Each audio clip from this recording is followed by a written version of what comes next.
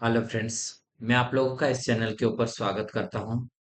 So friends, हमने switch gear and protection के जो लेक्चर स्टार्ट करे थे उसको हम शुरू से लेकर लास्ट तक जितने भी क्वेश्चन यूथ कंपटीशन में दिए गए थे उन्हें कंप्लीट कर चुके हैं। ठीक है। और उसका प्लेलिस्ट मैंने बना दिया है। आप स्टेप बाय स्टेप आप देख सकते हैं। उसमें समथिंग 7 से 8 लेक्चर है, ज्यादा कुछ लंबा नहीं है। आप पूरा इसको देख सकते हैं, कोई दिक्कत नहीं।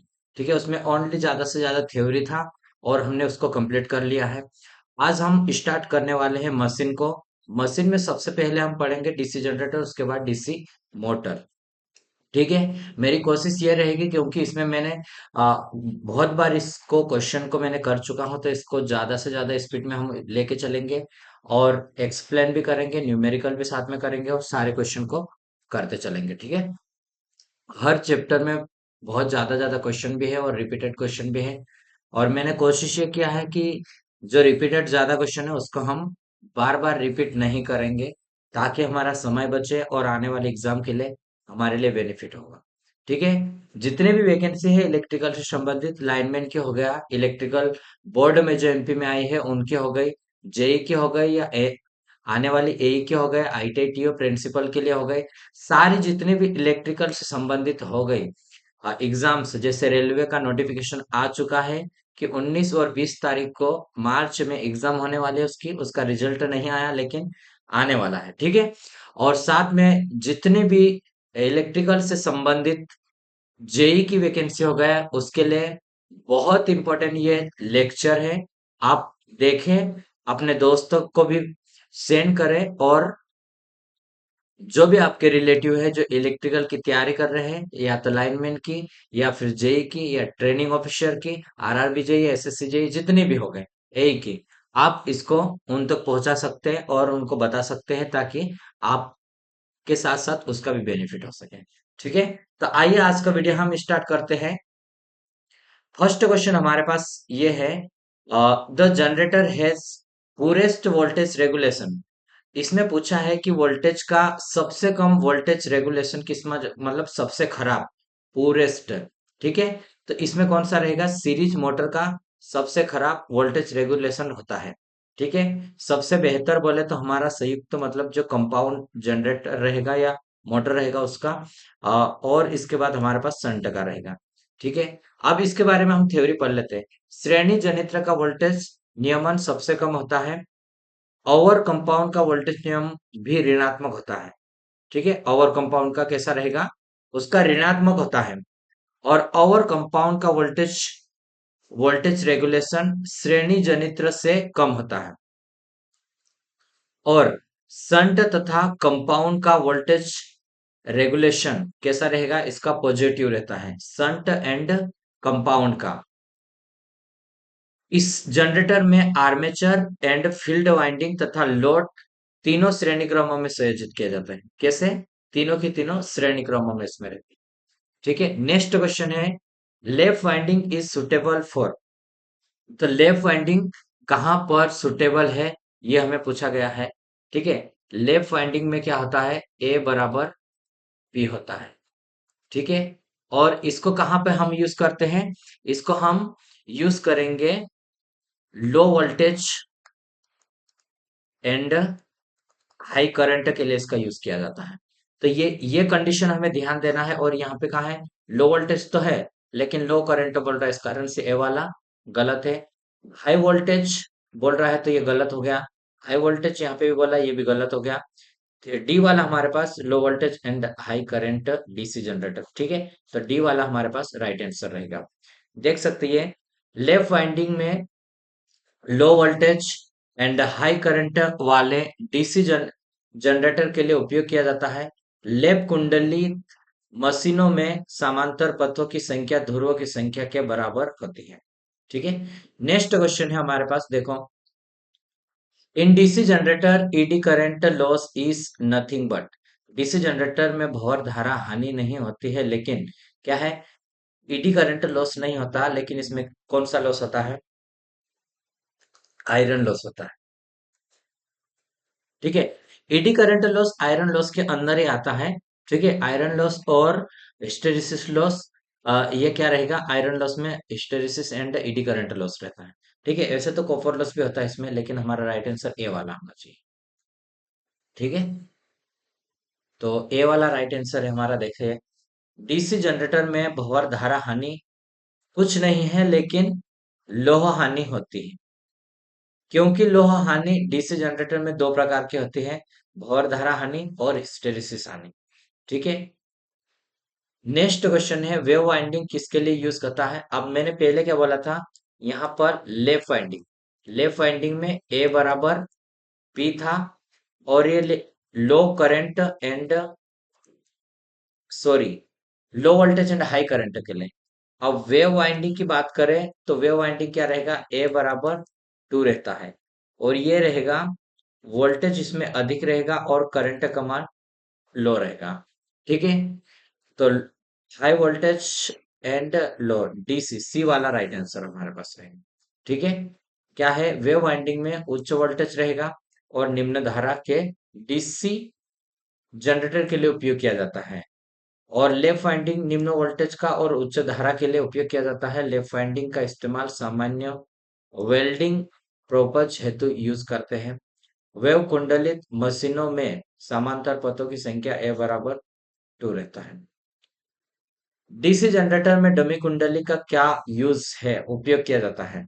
तो डमी कुंडली का यूज क्या है, तो ये क्या रहता है, यांत्रिक अ, असंत असंतुलन रहता है, अनबैलेंस रहता है, उसको संतुलन के लिए यूज किया जाता है। रोटर के लिए यांत्रिक संतुलन प्रदान करता है ये।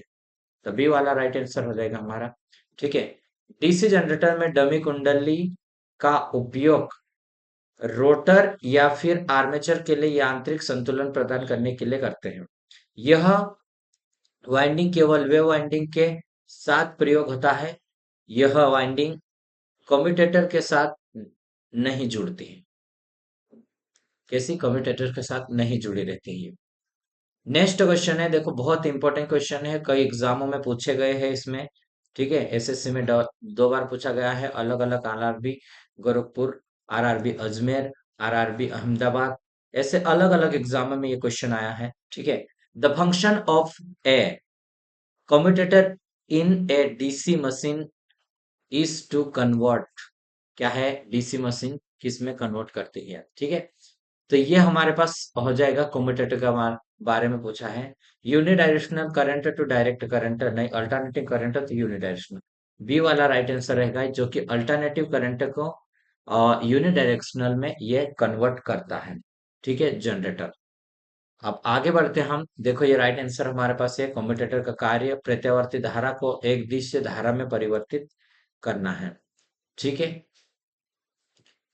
कम्यूटेटर का मुख्य कार्य आर्मेचर कुंडलन में प्रेरित प्रत्यावर्ती धारा एसी को दृष्ट धारा में परिवर्तित करके उसे बाह्य परिपथ में भेजना है।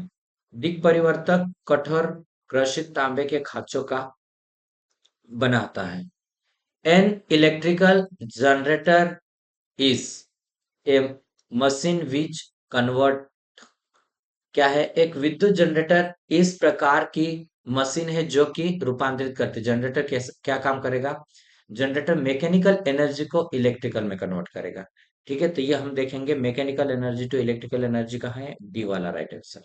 ठीक है, बाकी ऑप्शन ज्यादा नहीं पढ़ेंगे हम, जितने हैं, क्योंकि इसको हम जितना जल्दी पढ़ लेंगे, रिपीटेड क्वेश्चन रहेंगे, आप इजीली क्वेश्चन कर पाओगे। ठीक है, यांत्रिक ऊर्जा को विद्युत ऊर्जा में रूपांतरित करता है, मोटर विद्युत ऊर्जा को यांत्रिक ऊर्जा में परिवर्तित करती है। ठीक है, नेक्स्ट क्वेश्चन है, in a generator a dynamically induced EMF is produce according to.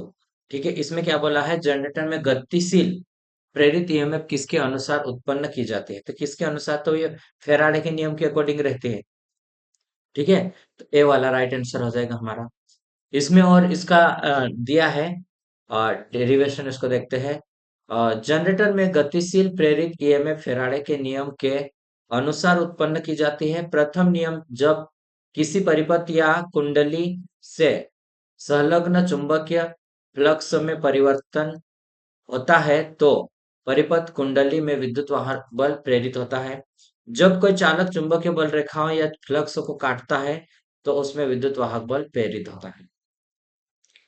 Next है compensating winding are used when loads are, क्या है, प्रतिकारी कुंडली का उपयोग किया जाता है। ठीक है, तो कहां पर किया जाता है कंपनसेटिंग वाइंडिंग का यूज? यहाँ पर देखते हैं हम ऑप्शन को, अब देखते हैं। देखिए कहां पर किया जाता है, तो ये है बहुत अधिक उतार चढ़ाव रहता है वहां पर किया जाता है वो लार्ज फ्लक्चुएशन की जगह पे है, इसका यूज किया जाता है। ठीक है, जिसको हम हिंदी में समकारी कुंडली बोलते हैं, है ना। वहां पर किया जाता है जहां पर लोड अधिक परिवर्तन होता है। समकारी कुंडली का यूज किसमें करते हैं? बड़ी डिसीजन धारा मशीन में किया जाता है, और लोड में बहुत अधिक परिवर्तन होता है, जैसे टर्बो जनरेटर रहता है, रोलिंग मशीन रहती है, या समकारी कुंडली को मशीन के ध्रुव के नालों पर कहाँ पर लगाते हैं? जो पोल रहते हैं उसके ऊपर की साइड हम यूज करते हैं। और जो आर्मेचर से इसको हम डायरेक्टली श्रेणी क्रम में कनेक्ट करेंगे। कैसा? श्रेणी क्रम में कनेक्ट करेंगे, और इस विधि के द्वारा जो विक्षुब्धकन प्रभाव रहता है उसको निष्प्रभावित करते हैं, मतलब उसको हटाता है इसका। ठीक है, नेक्स्ट क्वेश्चन है the brake test for the determination of efficiency of a DC machine is. एक डीसी मशीन की दक्षता को निर्धारित करने वाला ब्रेक टेस्ट है। तो ब्रेक टेस्ट क्या है? डीसी मशीन की धारा को निर्धारित करने वाला। तो ये एक डायरेक्ट मेथड टेस्ट है। कैसा है? डायरेक्ट मेथड टेस्ट है ब्रेक टेस्ट। ठीक है, डीसी मशीन की दक्षता को निर्धारित करने वाला ब्रेक टेस्ट एक प्रत्यक्ष टेस्ट है। इस टेस्ट के द्वारा डायरेक्ट टेस्ट से एफिशिएंसी निकालने का एक डायरेक्ट मेथड है। इस टेस्ट केवल छोटी मशीन की टेस्टिंग करते हैं हम इसको। किसकी? छोटी मशीन रहती है उसकी हम टेस्टिंग इसमें करते हैं। ठीक है, नेक्स्ट क्वेश्चन है commutation condition at full load a large DC machine can be checked. ठीक है, क्या बोला है? संपूर्ण भार पर डिस दृष्टि धारा डीसी वाली बड़ी मशीनों के लिए कम्यूटेटर परिस्थिति की जांच खाली स्थान से हो सकते हैं। किसके द्वारा कम्यूटेटर परिस्थिति की जांच होती है? तो ये होती है, एक टेस्ट आता है जैसे ब्रेक टेस्ट एफिशिएंसी, जो छोटी मशीन के लिए यूज कर रहे हैं direct method. Swinburne test हो गया, और उसके बाद हॉपकिंसन टेस्ट, ये वाला राइट आंसर हमारा रहेगा। ठीक है, ये राइट आंसर रहेगा। संपूर्ण भार पर ये हॉकिंसन टेस्ट करते हैं हम पूर्ण लोड पर, और नो लोड की कंडीशन में स्विम बर्न टेस्ट का यूज करते हैं। ठीक है, तो कम्यूटेटर इस परिस्थिति में जांच कर सकते हैं हम इसका कम्यूटेटर का। ठीक है, इस टेस्ट के दौरान दो आइडेंटिकल मशीन की आवश्यकता रहती है। कितनी? टू आइडेंटिकल मशीन की आवश्यकता होती है, और दोनों मशीन फुल लोड पर ऑपरेट होती हैं। कैसी? दोनों मशीन को हम कैसे ऑपरेट करेंगे? फुल लोड के ऊपर ऑपरेट करेंगे, किंतु सर्किट द्वारा ली गई पावर दोनों मशीन के लॉस के बराबर रहेगी। मतलब जो सर्किट द्वारा जितनी पावर ली जाएगी वो दोनों मशीन की कैसे रहेगी? उसके लॉस के बराबर रहेगी। इस टेस्ट के द्वारा मशीन में आर्मेचर रिएक्शन और कम्यूटेशन टेम्परेचर राइज के बारे में हम जानकारी ले लेते हैं। ठीक है, नेक्स्ट क्वेश्चन है हमारे पास। A four pole lap wound DC generator has the following details.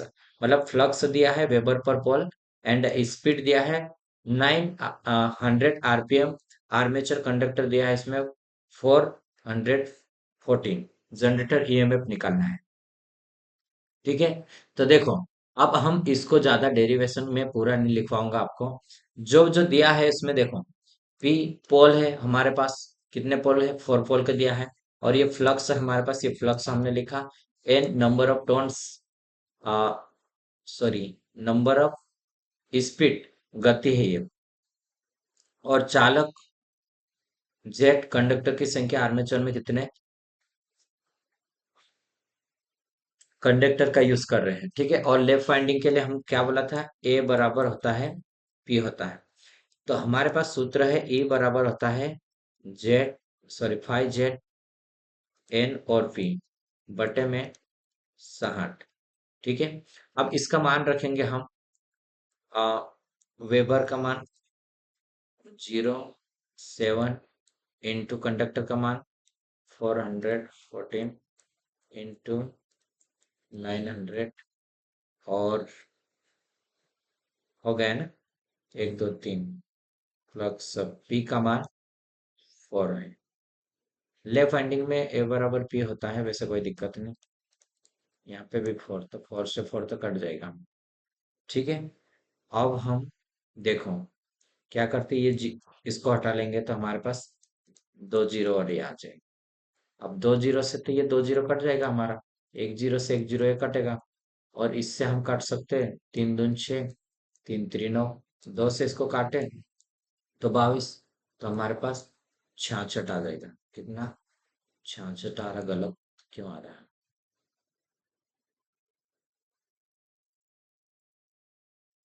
देखो इसको थोड़ा सा ध्यान देना, इसमें से ये कट गया, 4 से 4। ठीक है, यहाँ पे देखते हैं, इंटू 2 जीरो से, 2 जीरो से तो ये 2 जीरो कट जाएगा हमारा, 1 जीरो से 1 जीरो कटा। अच्छा, ये 7 बचा है हमारे पास, है नहीं? तो इस कारण से 7 का गुना नहीं करा अपन ने, 66 में 7 का गुना कर लो तो हमारे पास राइट आंसर आ जाएगा। ठीक है, 7 4 ये वाला। ठीक है, 462 ये राइट आंसर रहेगा हमारा। ठीक है, नेक्स्ट क्वेश्चन देखते हैं आप। Condition condition for maximum power delivered in a DC generator is. Condition पूछा है हमें डीसी जनरेटर में। तो देखो, जो हमारा वोल्टेज उत्पन्न होगा, ठीक है, जिसको हम ईएमएफ बोलेंगे, उसका आधा होना चाहिए टर्मिनल का। ठीक है, तो ये हमारे पास रहेगा। इसमें कौन सा मैच कर रहा है? इसमें फर्स्ट वाला मैच कर रहा है, बैक ईएमएफ। ठीक है, ये आ जाएगा।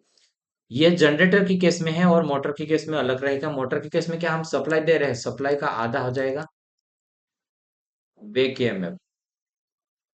ठीक है, ये वाला, ये इसके लिए होगा। और मैक्सिमम पावर ट्रांसफर के कंडीशन में, जैसे एक हम थ्योरम पढ़ते हैं बेसिक नेटवर्क में, उसमें कितना रहता है? 50 हर्ट्ज रहता है। कितना? 50 हर्ट्ज रहेगा। नेक्स्ट क्वेश्चन है, इंटरपोल्स आर यूज्ड इन क्या है? इंटरपोल का उपयोग खाली स्थान में होता है। किस में होता है इंटरपोल का योग? तो ये वेव वाइंडिंग और लेफ्ट वाइंडिंग दोनों में यूज होता है। ठीक है, तो आप ध्यान देना कि interpole are used in both lap and wave wound machine में यूज किया जाता है। इंटरपोल का प्रयोग दोनों लेफ्ट और वेव वाउंड मशीन में होता है। इंटरपोल को कम्यूटेटिंग पोल या कंपोल भी कहते हैं हम। ठीक है, इंटरपोल सदैव इंटरपोल क्षेत्र में लगाया जाता है और आर्मेचर प्रक्रिया के प्रभाव को नगण्य करता है। ठीक है, किसके? आर्मेचर प्रतिक्रिया के प्रभाव को कम करता है। नेक्स्ट क्वेश्चन है ये हमारे पास, इन a DC generator commutator act अस ए। क्या है? डीसी जनरेटर में कम्यूटेटर कैसा एक्ट करता है? देखो ये रिपीटेड क्वेश्चन है, डबल आ गया है। ठीक है, तो ये करेगा, एक रेक्टिफायर की तरह काम करेगा। ठीक है, किस तरह से? एक रेक्टिफायर की तरह काम कर रहा है। ठीक है, डीसी दृष्टि धारा वाले एक डीसी जनरेटर में कम्यूटेटर का प्रयोग दृष्टिकारक दृष्टिकारक जैसे रेक्टिफायर को हम दृष्टिकारक बोलते हैं, ठीक है, के रूप में काम करेगा। और आर्मेचर चर कुंडली का उपयोग योजना द्वारा लैंप या वेव कुंडलन में यूज करते हैं। ठीक है, और कम्यूटेटर के खंडों पर जोड़ा जाता है। कम्यूटेटर आर्मेचर के शाफ्ट पर ही लगा रहता है और दिक् परिवर्तक का कार्य आर्मेचर कुंडलन में प्रेरित प्रत्यावर्ती धारा एसी और दृष्टि धारा में परिवर्तित करना और उससे बाह्य परिपथ में भेजना होता है। ठीक है, नेक्स्ट क्वेश्चन है हमारे पास। नेक्स्ट क्वेश्चन देखते हैं हम। The the number of conductor of A compensating winding in a DC machine. देखो, ये कंपनसेटिंग वाइंडिंग में जो वाइंडिंग है उनके टर्न्स की संख्या और कंडक्टर की संख्या पूछा है इसमें। तो ये देखो, हमेशा कैसे? Always more than the number of armature conductor, ये पर पोल से तो नहीं रहेंगे। Always less than the number of armature conductor, ये हो सकता है राइट वाला हमारे पास। ठीक है, मे बी लेस और मोर नहीं, तो ये बी वाला राइट ऑप्शन है हमारे पास। डीसी मशीन में प्रतिकारी कुंडली कंपनसेटिंग कुंडली में चालकों की संख्या प्रति पोल आर्मेचर चालकों की संख्या से कम होती है। यह वाइंडिंग लार्ज डीसी मशीन में प्रयोग की जाती है। इसका उपयोग उन मशीनों में करते हैं जिन मशीनों में लोड का फंक्शन ज्यादा है इसकी संख्या प्रति पोल की संख्या से कम होती है। कैसी? प्रति पोल की संख्या से कम होती है ये वाले। नेक्स्ट क्वेश्चन है हमारा, देखो, in a DC machine how are the commutating pole winding connected? DC machine में परिवर्ती कम्यूटेटिंग पोल की वाइंडिंग किस प्रकार से होती है? तो ये होती है सीरीज में आर्मेचर वाइंडिंग के साथ जोड़ी जाती है। ठीक है, तो सी वाला राइट आंसर होना चाहिए, ये सी वाला। ठीक है, डीसी मशीन में परिवर्ती commutating pole winding armature winding की श्रेणी में जुड़ी रहती है। यह एयर गैप को कम कर देता है और ये पोल के पास आर्मेचर फ्लक्स को ऑटोमेटिक न्यूट्रलाइज करता है। ऑटोमेटिक कैसा करेगा? उसको न्यूट्रलाइज कर देगा। नेक्स्ट क्वेश्चन है, an external resistance added in the field of a DC shunt generator will. DC shunt generator के श्रेणी में, सॉरी, डीसी शंट जनरेटर के क्षेत्र में बाह्य प्रतिरोध लगाने से शंट जनरेटर जनरेशन के में बाहरी से प्रतिरोध को लगाएंगे तो उसमें क्या होगा? करंट का मान कैसा हो जाएगा? कम हो जाएगा, और कम होने से फ्लक्स का मान कम हो रहा है। ठीक है, तो हमारा क्या होगा? अगर फ्लक्स कम हो रहा है तो जनरेटर्स की कंडीशन में तो क्या होगा कि इसका जो ईएमएफ रहेगा वो कम हो जाएगा।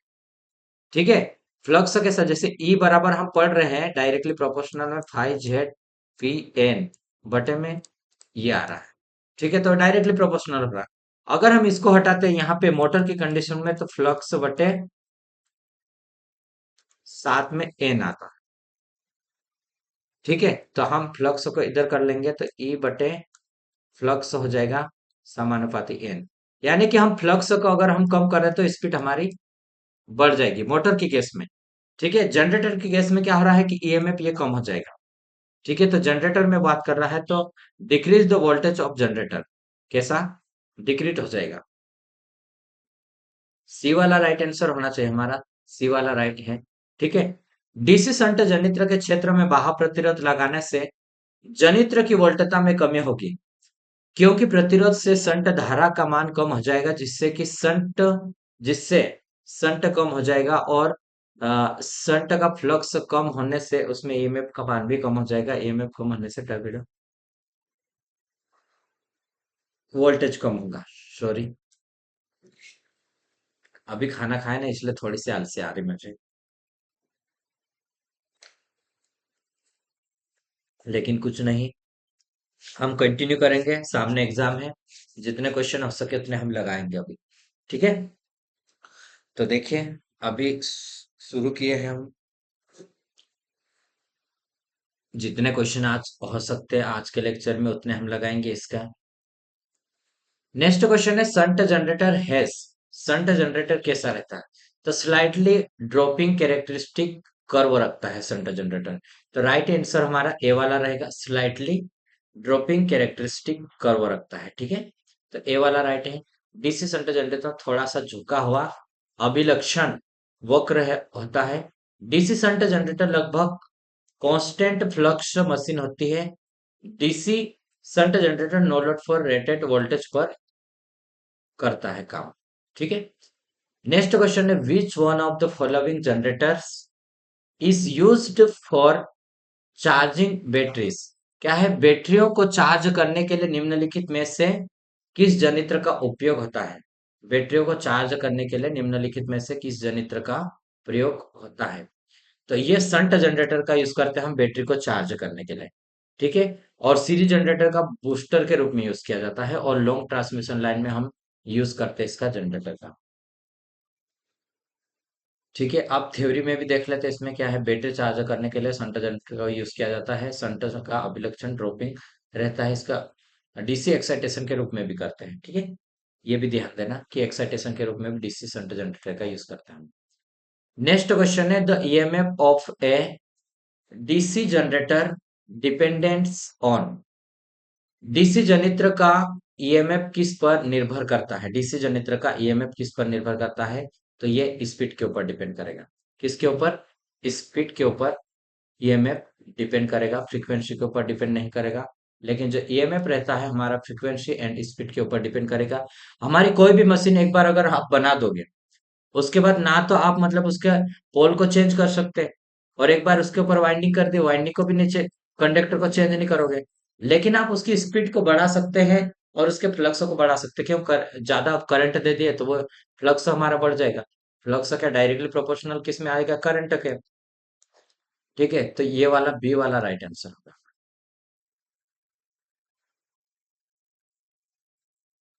क्या है, एक पॉइंट और इसमें अच्छा दिया है ये, वोल्टेज बिल्डअप के लिए डीसी जनरेटर की स्पीड क्रिटिकल स्पीड से हमेशा ऊपर होनी चाहिए। कैसे होनी चाहिए, हमेशा ऊपर होनी चाहिए। नेक्स्ट क्वेश्चन है, a sample method of increasing the voltage of a DC generator is, DC generator is, एक डीसी जनित्र की वोल्टता को बढ़ाने की सरल विधि किसके लिए है, सरल विधि किसके लिए है, किसकी, डीसी जनित्र की वोल्टता को बढ़ाने की सरल विधि। ठीक है, तो अब डीसी जनित्र की वोल्टता को बढ़ाने के लिए सरल विधि क्या रहेगी हमारे पास, देखो, रोटेशन की स्पीड को बढ़ा दिए तब भी वो हो जाएगी, हमारे पास कोई दिक्कत नहीं। डिक्रीज द एयर गैप, ये तो डिक्रीज करना थोड़ा पॉसिबल नहीं है हमारे पास, क्योंकि मिनिमम ही हम यूज कर रहे हैं। ठीक है, decrease the speed of rotation and the increase the length of armature is not. ठीक है, हमारे पास एक सरल विधि की बात करा तो हम स्पीड को बढ़ाते हैं तो सीधी डायरेक्टली प्रोपोर्शनल में, जैसे मैंने आपको बोला यहाँ पे, ई बराबर डायरेक्टली प्रोपोर्शनल फाइव और एन आता है। ठीक है, देखो इसको थ्योरी में पढ़ लेते हैं। एक डीसी जनरेटर की वोल्टता को बढ़ाने की सबसे सरल मेथड होती है घूमने की गति को बढ़ाना। ठीक है, रोटेशन की स्पीड को बढ़ाना, तो वो क्या हो जाएगी, उसमें ज्यादा फ्लक्स को कट करेगी और ज्यादा वोल्टेज मिलेगा। ठीक है, स्पीड बढ़ने से जनरेटर का वोल्टेज का मान बढ़ जाएगा और जनरेटर डायनेमिक प्रेरण के सिद्धांत पर काम करता है। किसे, फेराडे के विद्युत चुंबकीय प्रेरण के सिद्धांत पर ये काम करता है। नेक्स्ट क्वेश्चन है, an EMF is induced in the windings, क्या है, windings of an armature of a DC generator when the armature rotate in. क्या बोला है, डीसी जनरेटर के आर्मेचर के कुंडलन में ईएमएफ प्रेरित होता है जब आर्मेचर किसमें घूमेगा, मैग्नेटिक फील्ड में, इलेक्ट्रोस्टैटिक फील्ड में, तो ये मैग्नेटिक फील्ड में, कैसा भी मैग्नेटिक फील्ड होना चाहिए, वो चाहे इलेक्ट्रोस्टैटिक फील्ड हो या फिर चुंबक के द्वारा, परमानेंट मैग्नेट के द्वारा बनाया गया हो, किसी भी प्रकार का मैग्नेटिक फील्ड है, लेकिन हमारे पास फील्ड मैग्नेटिक होना चाहिए। और उसके अंदर वाइंडिंग को जब हम रोटेट करेंगे, आर्मेचर को रोटेट करेंगे, तो उसमें ईएमएफ इंड्यूस होगा। क्यों, फेराडे का नियम यही कहता है कि जब आप या तो फ्लक्स को परिवर्तित करें या फिर फ्लक्स में कंडक्टर को चेंज करें, तो वो उसको कट करेगा फ्लक्स को और वहां पर इंड्यूस्ड ईएमएफ उत्पन्न हो जाएगा। ठीक है, तो वो हमारे पास एक कंडीशन रहेगी। ठीक है, तो ये वाले ध्यान देना हो। डीसी जनरेटर में आर्मेचर कुंडलन ईएमएफ प्रेरित होता है जब आर्मेचर चुंबक क्षेत्र में घूर्णन करता है, तब, अर्थात किसी चुंबक क्षेत्र में चालक की गति कराई जाए तो चालक में क्या उत्पन्न होगा, ईएमएफ हो जाएगा। नेक्स्ट क्वेश्चन है, an DC generator can be termed termed as, क्या बोला है, डीसी जनित्र को खालिस्तान भी कहा जा सकता है। तो देखो, डीसी जनरेटर को खालिस्तान भी कहा जा सकता है, तो क्या कहा जा सकता है, रोटेटिंग एम्पलीफायर। क्या है, डीसी जनरेटर का हम रोटेटिंग एम्पलीफायर भी कह सकते हैं। ठीक है, डीसी जनित्र को घूर्णी प्रवर्धक भी कहा जाता है। जिस प्रकार से प्रवर्धक इनपुट को बढ़ाता है, उसी प्रकार से डीसी जनरेटर भी वोल्टेज को बढ़ाता है, वोल्टेज को बढ़ाता है। दोनों में अंतर यह है कि डीसी जनरेटर गति करता है, लेकिन जो प्रवर्धक रहता है, एम्पलीफायर रहता है, वो स्थिर रहता है। ठीक है, इसलिए इसे रोटेटिंग एम्पलीफायर कहते हैं हम। डीसी जनरेटर डायनेमिक इंडक्शन के सिद्धांत पर काम करता है, दोनों की दोनों क्या कर रहे हैं, वोल्टेज को बढ़ा रहे हैं। ठीक है, तो ये हमारे पास है। अब नेक्स्ट क्वेश्चन हमारे पास देखो, नेक्स्ट क्वेश्चन क्या है, the part of the armature. देखिए, हो सकता है आपको अच्छे से क्लियरिटी दिखाई नहीं दे रही होगी, लेकिन मैं आपसे एक रिक्वेस्ट करूंगा कि थोड़े से आप इसमें जो आप क्वालिटी चेंज करें और थोड़ा उसको पढ़े, ठीक है, आप उसको पढ़ सकते हैं आराम से, ठीक है। और सुन भी सकते हैं, क्योंकि थ्योरी क्वेश्चन है, न्यूमेरिकल रहेगा, थोड़ा सा प्रॉब्लम रहेगा, लेकिन आप कहीं पे भी जा रहे आ रहे आप इजीली इसको सुन सकते हैं। बहुत अच्छे से मैंने एक्सप्लेन कर रहा हूँ इसको, और मशीन को मैं पूरा एक्सप्लेन कर दूंगा, कोई भी दिक्कत नहीं है। और जितना जल्दी हो सके उतना जल्दी अगर आप मेरी सहयोग करोगे, तो मैं जल्दी से जल्दी वीडियो लाऊंगा। आप एक दूसरे को शेयर करोगे, मेरा सपोर्ट करोगे, तो अवश्य मैं आप लोगों की मदद करूंगा जितना हो सके उतना। और इनकी पीडीएफ आप ले सकते हैं मेरे से।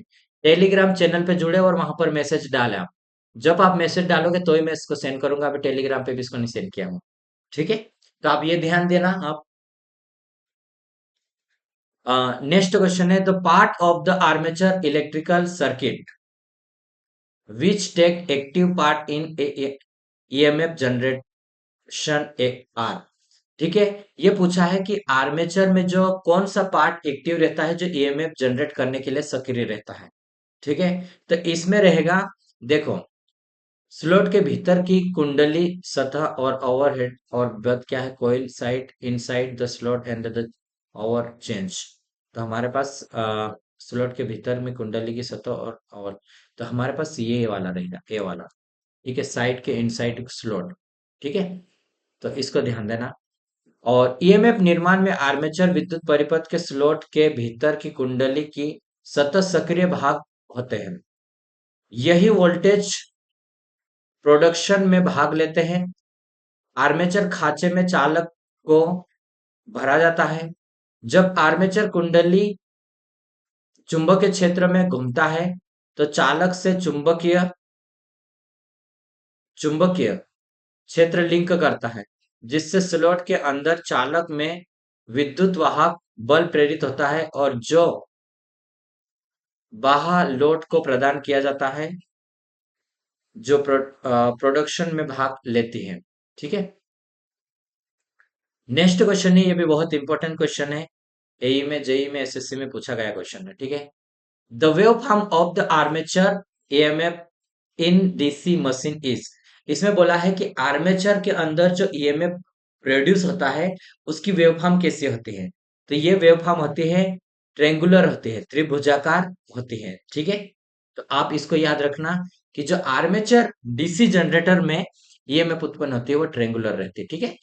नेक्स्ट क्वेश्चन है, द एक्साइटिंग कोइल, कैसा exciting coil of a any DC machine are would wound. डीसी मशीन उत्तेजन कुंडली किससे जुड़ी होती है, ठीक है।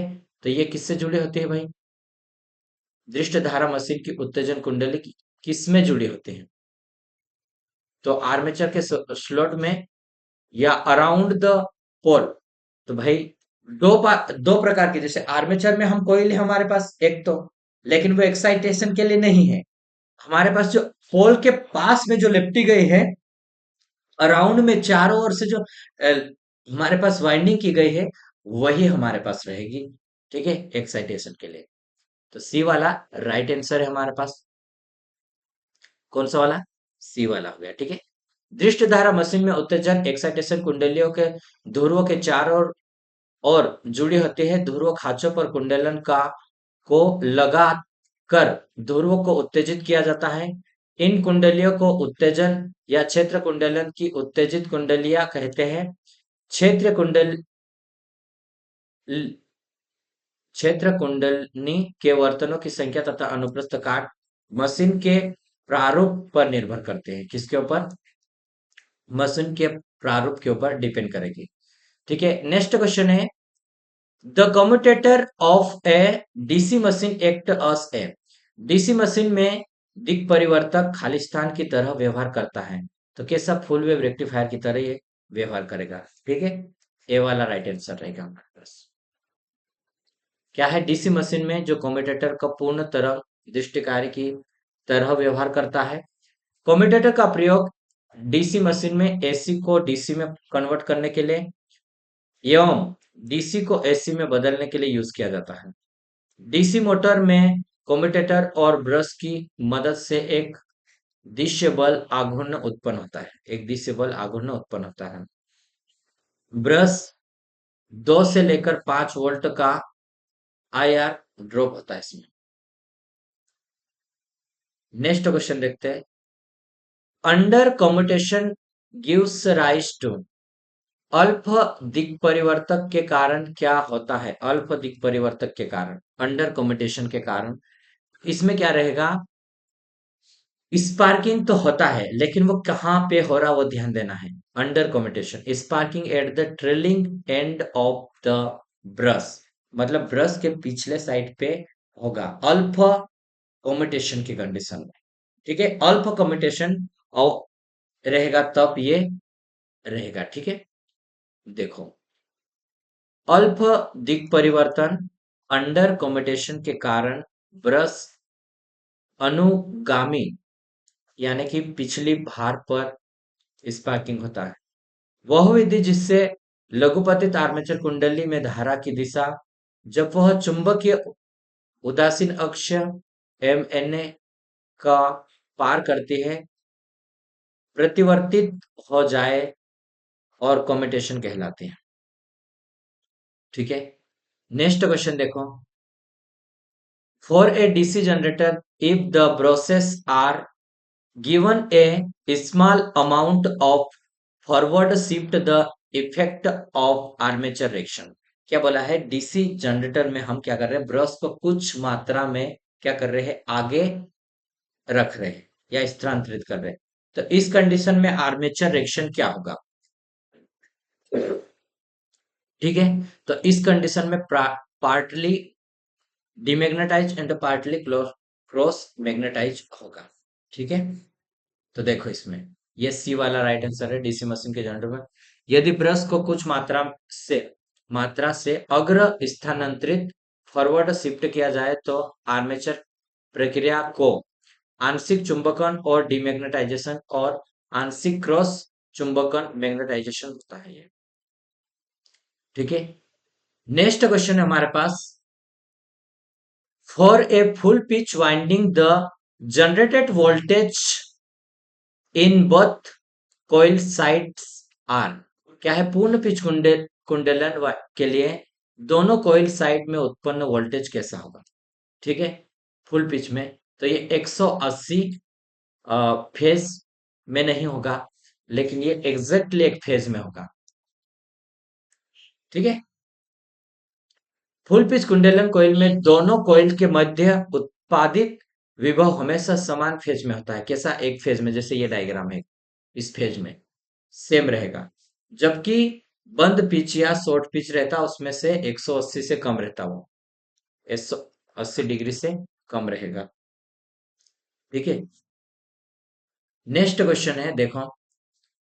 विच of the following quantity maintains the same direction whether a DC machine runs as a generator और as a motor।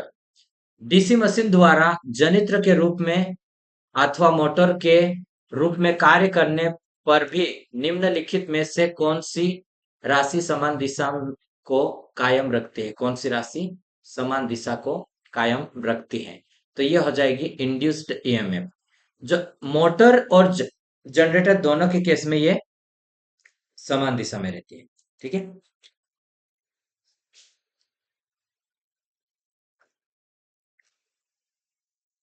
लेकिन इसमें यह ध्यान रखना, मोटर के केस में क्या रहता है? बैक ईएमएफ हम बोलते हैं उसको, और जनरेटर में क्या है? इंड्यूस्ड ईएमएफ बोलते हैं हम इसको, लेकिन उसकी डायरेक्शन सेम रहेगी। ठीक है, ये वाले फार्मूले से ही हम जनरेटर और मोटर में भी हम इसका यूज करेंगे।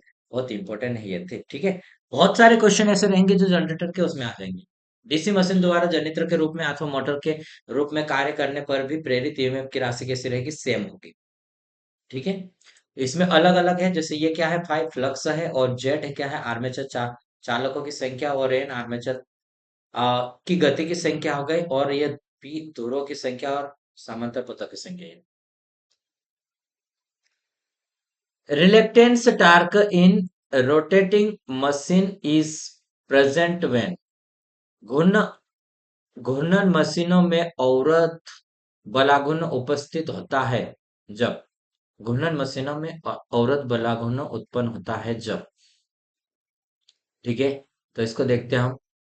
ये हमारे पास रहेगा रिलेक्ट वर्किंग ईएमएफ में दर्शित अवरोधक में परिवर्तन होता है। तो क्या है? Reluctance see seen by the working EMF variation. घूर्णन मशीनों में अवरोध वाला गुण उपस्थित होता है जब कार्यकारी ईएमएफ में दर्शित अवरोध परिवर्तन होता है। तो ठीक है, नेक्स्ट क्वेश्चन है the variable loss in a DC shunt machine is. क्या बोल रहा है? डीसी शंट मशीन में चर लॉसेस होता है।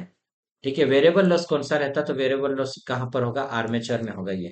ठीक है, आयरन लॉस कैसा रहता है? कांस्टेंट रहता है, वो परिवर्तित नहीं रहता। और मैंने आयरन लॉस के बारे में भी आपको बताया कि क्या क्या है। ठीक है, डीसी शंट मोटर में दो प्रकार की हानि होती है। फील्ड कॉपर हानि, आर्मेचर कॉपर हानि। और फील्ड कॉपर हानि नियत रहता है क्योंकि वोल्टेज का मान नियत रहता है, तथा आर्मेचर कॉपर हानि भार पर निर्भर करता है। डीसी शंट मोटर का आर्मेचर कॉपर हानि वेरिएबल हानि होता है, वेरिएबल हानि होता है। ठीक है, नेक्स्ट क्वेश्चन है कम्यूटेटर खंड और आर्मेचर कंडक्टर से किसके द्वारा जुड़े होते हैं? तो ये किससे जुड़े रहते हैं? कॉपर लॉक्स से जुड़े रहते हैं, लॉक्स बोलते हैं। ठीक है, कॉपर लॉक। कम्यूटेटर खंड और आर्मेचर चालकों से कॉपर लॉक से जुड़े रहते हैं, तथा पोलकोर से काउंटर संक स्क्रू द्वारा जुड़े होते हैं। कम्यूटेटर एक विद्युत घूर्णन युक्ति है जो स्थायी कार्बन ब्रशों द्वारा जनरेटर में आर्मेचर से बाह्य परिपथ को धारा प्रदान करता है और मोटर में बाह्य परिपथ में आर्मेचर को धारा प्रदान करता है। यह रोटर का एक महत्वपूर्ण और कीमती अंग है जिसे आर्मेचर के साथ एक ही शाफ्ट पर आरोपित किया जाता है, और यह एक विद्युत चालक पदार्थ कठोर कृषित तार के टेपित खंडों से बेलनाकार बनाता है। ठीक है, use of functional pitch winding. आंशिक पिच कुंडलन का उपयोग होता है। आंशिक पिच कुंडलन का उपयोग, तो ये कहां पर होगा? आंशिक पिच कुंडलन का उपयोग हम क्यों कर रहे हैं इसका भी देखो। मेक इट्स स्टिफेर, मतलब दृढ़ता ज्यादा रहती है। ठीक है, ये सही है। Result in reduce leakage reluctance, ये भी सही बात है। Result in reduce action length of the machine, इसका लेंथ भी कम हो जाता है, यानी कि सभी की सभी हमारा रहेगा। कोयल पिच, ठीक है, तो ये सारी राइट आंसर में आएगी। ठीक है, नेक्स्ट क्वेश्चन है हमारे पास lap winding is preferred for which type of machines. ठीक है, किसे? Which type of machines. Lap कुंडलन को किस प्रकार की मशीनों में वरीयता दी जाती है? ठीक है, लेप कुंडलन में किस प्रकार की मशीनों में इसकी वरीयता, लेप कुंडलन में किस प्रकार की मशीनों में वरीयता दी जाती है लेप का? तो मैंने फर्स्ट वाला क्वेश्चन ही आपको करवाया था। ए बराबर क्या होता है इसमें? पी रहता है। ठीक, और वेव वाइंडिंग में ए बराबर 2 रहता है। ठीक है, और इसका यूज हम करेंगे हाई करंट और लो वोल्टेज के लिए यूज करते हैं। ठीक है, तो ये वाला सी वाला राइट आंसर रहेगा। इसके ऑपोजिट में हम वेव वाइंडिंग का यूज करेंगे। ठीक है, नेक्स्ट क्वेश्चन हम देखते हैं अभी। लैप कुंडलन को उच्च विद्युत धारा तथा निम्न वोल्टता की मशीनों में वरीयता दी जाती है। लैप कुंडलन में समांतर पथों की संख्या पोल की संख्या के बराबर होती है। लैप कुंडलन में हमेशा आवश्यक ब्रश की संख्या पोल की संख्या के बराबर होती है, और लैप कुंडलन की मशीनों की रेटिंग आमतौर पर 500 किलोवोल्ट से अधिक होती है। नेक्स्ट क्वेश्चन हमारे पास देखिए, where the shunt generators are widely used. Shunt generator का उपयोग व्यापक रूप से कहाँ किया जाता है? संट जनरेटर का यूज, ठीक है, तो where a constant voltage in required over a narrow load range. जहां संकीर्ण भार क्षेत्र पर नियत वोल्टेज की जरूरत होती है वहां पर हम इसका संट जनरेटर का यूज करते हैं। ठीक है, कहां पर करते हैं संट जनरेटर का उपयोग? व्यापक रूप से वहां पर जहां पर संकीर्ण भार क्षेत्र पर नियत वोल्टेज की जरूरत रहती है और वहां पर प्रयोग किया जाता है इसका। संट जनरेटर का उपयोग बैटरी चार्जिंग में भी किया जाता है, कम पावर की आवश्यकता होती है वहां पर किया जाता है इसका। ठीक है। नेक्स्ट क्वेश्चन हमारे पास है, what happens if the magnetic neutral axis consist with the geometrical neutral axis in case of DC generator. DC generator के मामले में क्या होगा यदि चुंबकीय अक्ष ज्यामितीय अक्ष के समा संपाती हो। ठीक है। डीसी जनरेटर के मामले में क्या होगा यदि चुंबकीय अक्ष ज्यामितीय अक्ष के संपाती हो। ठीक है। तो इसमें क्या होगा डीसी जनरेटर के मामले में, generator run of designing speed and generator run of overload. आगे देखते हैं क्या है, जनरेटर पर कोई भार नहीं होगा। ठीक है। कोई भार नहीं होगा तो ये रहेगा, जनरेटर पर कोई शून्य भार की स्थिति में ज्यामितीय अक्ष अक्ष चुंबकीय अक्ष ज्यामितीय अक्ष मतलब ढके हुए रहेंगे, मतलब एक दूसरे के ऊपर ऐसे रहेंगे। ठीक है। ज्यामितीय उदासीन अक्ष की स्थिति सदैव अपरिवर्तित रहती है, जबकि चुंबकीय उदासीन अक्ष की स्थिति आर्मेचर के साथ बदलती रहती है। कैसी, जो ज्योमेट्रिकल एक्सिस रहता है, न्यूट्रल एक्सिस रहता है, वो हमेशा कैसा रहेगा, अनचेंज्ड रहेगा, मतलब उसको चेंज नहीं होता वो। ठीक है। एक बार बनाया हमने और सेम टू सेम रहा। लेकिन जो मैग्नेटिक न्यूट्रल एक्सिस रहता है वो क्या रहता है, बदलता रहता है आर्मेचर के साथ में। ठीक है। ब्रश को सदैव मैग्नेटिक न्यूट्रल अक्ष के ऊपर लगाते हैं। ठीक है। नेक्स्ट क्वेश्चन देखते हैं अब हम, न्यूमेरिकल है नेक्स्ट क्वेश्चन हमारे पास। ठीक है। EMF induced in the armature of a shunt generator is, कितना है EMF induced 500 volt. The armature resistance is 0.2 ohm. If the armature current is if the armature current is 200 ampere, what is the terminal voltage? What is the terminal voltage? यदि एक shunt generator के armature में प्रेरित EMF इतना है हमारे पास और armature resistance इतना है, तो ये है हमारे पास। ठीक है।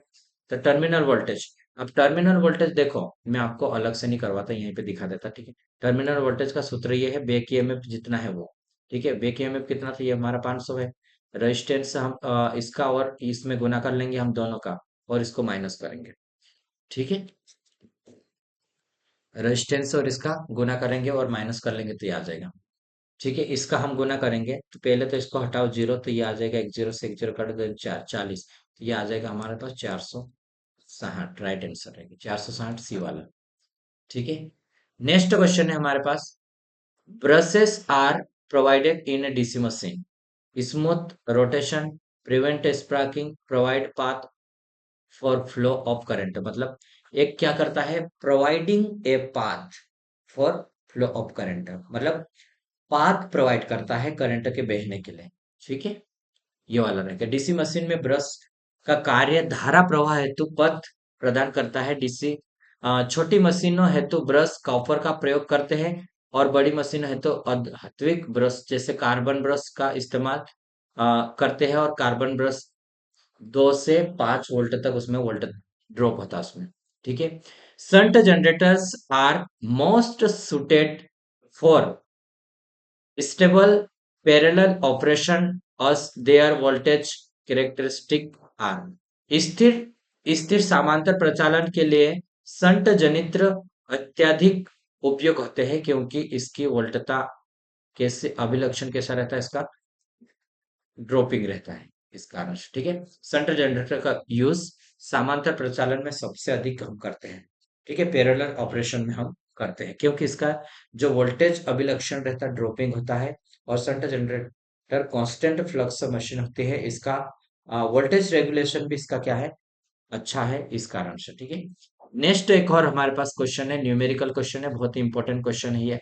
ठीक है। इसको आप करें और इसका पूरा सॉल्यूशन करें, क्योंकि ऐसे क्वेश्चन है जो कि बार बार पूछा जाता है। ठीक है, शंट जनरेटर है इसमें। ठीक है, इसका शंट जनरेटर का वोल्टेज इसमें दिया है, ये वोल्टेज हमारे पास 220 वोल्ट है, पर ये 500 एम्पियर दे रहा है।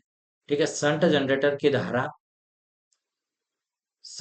की धारा 10 एम्पियर है, आर्मेचर प्रतिरोध इतना है, और प्रकीर्णन शक्ति लॉसेस है ये इतना, जनरेटर की दक्षता हमें देखना है। ठीक है, अब इफिशिएंसी निकालने के लिए हम क्या करेंगे, V बटे I।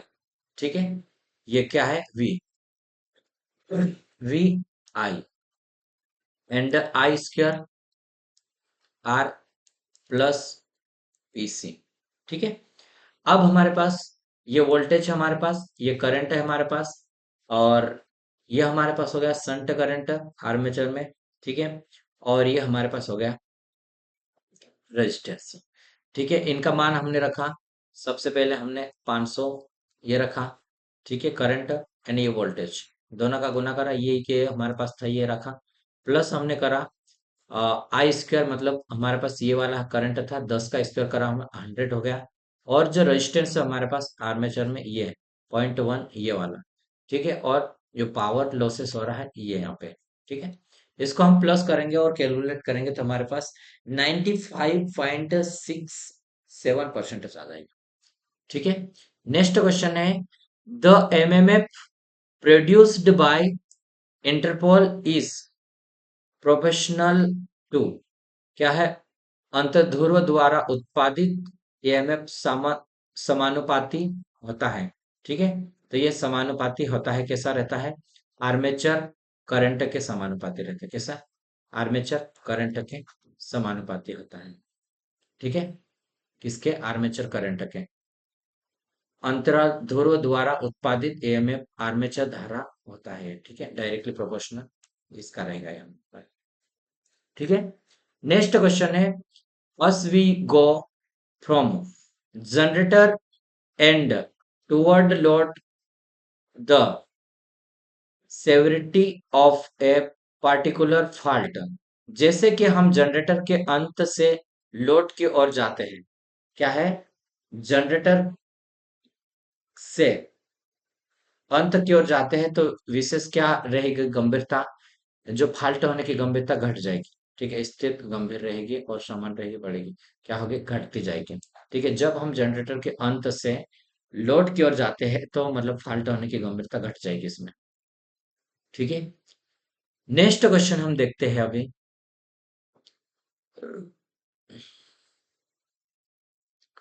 The length of a air gap under the poles of a DC machine is not kept uniform so as to, DC machine के पोल के तहत हवा के अंतराल की लंबाई एक समान नहीं रखी जाती है, जिससे एक समान एक उपयुक्त मुख्य क्षेत्र प्राप्त होता है, बेहतरीन शीतलन होता है, साइनसोइडल आर्मेचर प्राप्त होता है।